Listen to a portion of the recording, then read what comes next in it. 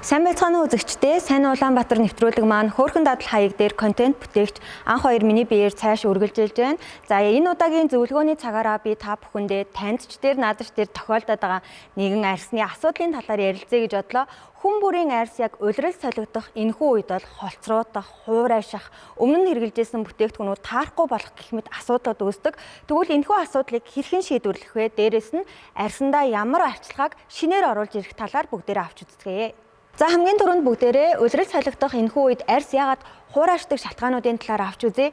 За хамгийн нэгдүгээрт бол цаг агаарын огцом өөрчлөлтөөс болно. Мөн дээрээс нь чигийн төвшин бага хിവэр байгаа. Мөн өвлийн арьс арчилгаа буюу өвөл хэрэглэдэг гэсэн арчилгаатай нь хүнд хിവэр байгаа хөнгөрүүлээгүйгээс болно. Мөн хит их угаах, буруу бүтээгдэхүүнүүд хэрэглэснээс болоод улирал солигдох үед арьс илүү ихээр хуурайшдаг байна. За яг энэхүү улирал солигдох үед хүн болгоны арьсанд тулгардаг нэг асуудал нь dehydrated skin буюу арьс нь өөрөө хуурай байгаад идэг. Гэхдээ тос ялгараад идэг энэхүү асуудлыг хэлдэг. За энэ маань өөрөө яадаг вэ гэхлээр гаднаасаа арьс маань холцроодсон маш их хуурай мөртлөө дух хэсгээрээ эсвэл хацар хэсгээрээ ихээхэн хэмжээний тос ялгарсан байхыг хэлдэг.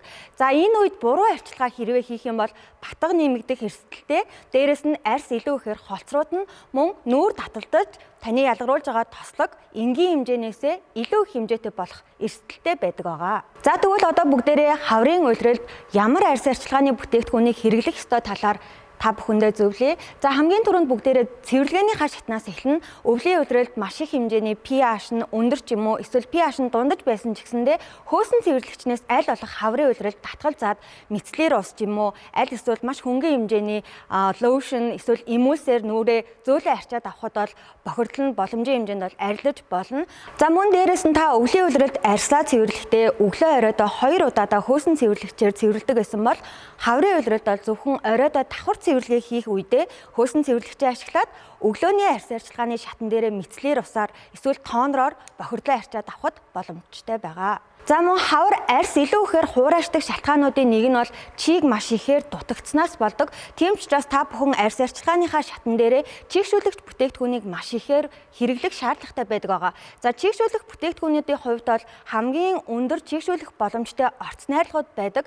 Үүнд бол галерины хүчил мөн глицерин агуулсан бүтээгдэхүүнүүдийг аль болох сонгож хэрэглээрэй гэж зөвлөе. Мөн та тонер болон чийгшүүлэгч бүтээгдэхүүнээ хэрэглэхдээ 2-3 удаа давхарлаад түрхэж өгөх хэрэгтэй байгаа. За мөн дээрээс нь өвлийн улиралд хэрэглэдэг байсан өтгөн бүтцтэй тосноос аль болох зайлсхийгээд хөнгөн бүтцтэй, гэлэн бүтцтэй тосыг солиод хэрэглээд үзээрэй гэж зөвлөх нь байна. За жилийн 365 хоногийн 365 өдөрт хизээч мартаж болдоггүй арьс арчилгааны нэг шат гэж бол байдаг. Тэр бол мэдээж нарны хамгаалалт байгаа. Тэгэхээр та өдөр бүр SPF хамгаалттай 30 нэмэх ч юм уу эсвэл 50 нэмэх хамгаалалттай тоснуудыг хэрэглэх хэрэгтэй. Гэртээ амарж байгаа амралтын өдөр гээд нарны тосыг хэрэглэхгүй байж бол огт болдоггүй. Яагаад вэ гэхлээр UV нарны туяа нөгөө нарны хорт цацраг туяа маань цонхны цаанаас ч гэсэндээ бидний арьс руу хүрч байдаг учраас тэрхүү нарны туяанаас арьсаа хамгаалах нь бол нэн чухал шаардлагатай байдаг. За мөн дээрээс нь арьсаа гуйжуулах шатан дээр ч гэсэн та хаврын улиралд нэлээд анхааралтай болгоомжтой хандах хэрэгтэй. Мэдээж өвлийн улиралд маш ихээр хуурайшсан байгаа, улирал солигдож байгаа тэр зааган дээр хуурайшиж өгцөн байгаа эснүүдийг бол гуйжуулах нь зүйтэй. Гэхдээ та 7 хоногт 1-2 удаадаа AHA болон BHA гэсэн орц найрлага орсон гуйжуулагчийг хэрэглэж өгөхөд бол болно. Эсвэл зөөлөн скраб маягийн нөгөө бөмбөрж гуйжуулагч маань байгаа шүү дээ. Тэрэг хэрэглээд үзээрэй гэж зөвлөх нь байна. За энэхүү улирал солигдож байгаа үед арьс нь маш ихээр эмзэгшээд, хуурайшаад, түүнийгээ буруу арчлаад хэрвээ таны арьс илүү эмзэг ямар нэгэн асуудалтай батга гарах нь ихссэн байвал яг одоо би та бүхэнд сэргээн тайвшруулах арчилгааг зааж өгье. За хамгийн түрүүнд та бүтээгдэхүүнээ сонгохдоо Centella Jerica буюу бар өвс орсон бүтээгдэхүүнийг голчлон хэрэглээрэй гэж зөвлөе.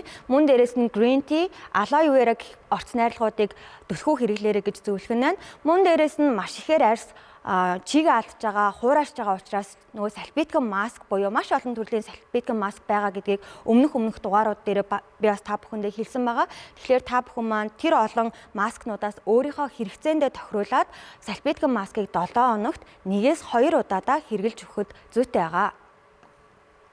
За арьс арчилгаа гоо сайхны булангийн маань ивент тэтгэгч байгууллагаар Солонгосын Inari брэнд хамтран ажиллаж байгаа. Та бүхэндээ маш их баярлалаа. Сайн Улаанбаатар нэвтрүүлэг маань үргэлжилж байна. Нэвтрүүлэгтэйгээ хамтаагаарай. Баярлалаа. Баяртай.